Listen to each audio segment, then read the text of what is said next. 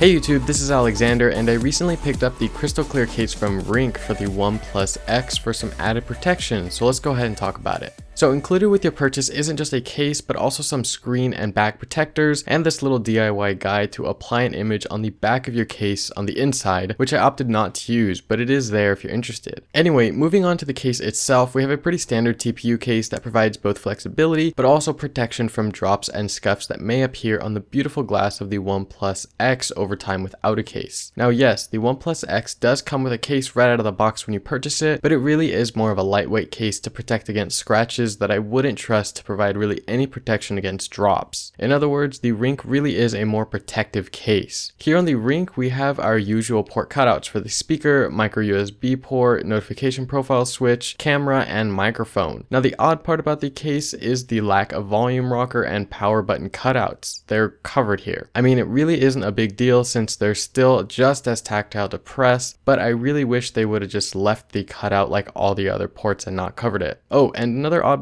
here is the 3.5mm headphone jack. It's got this little flap or cover over it to protect it from dust and dirt, but honestly, it's more annoying than useful. I've had plenty of cases without this and never had an issue with dust or dirt getting trapped inside, and I get that Ringke wanted to add some protection, but wouldn't it make sense then to also add a flap on the micro USB port cutout as well? It's just an annoying part of the case, but I suppose you could cut it off with a pair of scissors and never worry about it again. It's also got these two little holes on the side for a lanyard or strap to be inserted here if that's your thing. I've used the case for the better part of this week, and aside from having to mess around with that little flap on the 3.5mm headphone jack, I haven't had any issues with it. Although I do tend to baby my devices, probably more than normal, I've noticed the OnePlus X gets some very tiny and hard to see scratches on its back glass piece, so a case like this is nice to have around, especially since it has that front glass lip protection, which the included OnePlus X case doesn't. Also, it adds very little bulk and gets rid of the slip factor the glass has on the OnePlus X. Then again, because of that, it doesn't feel as nice.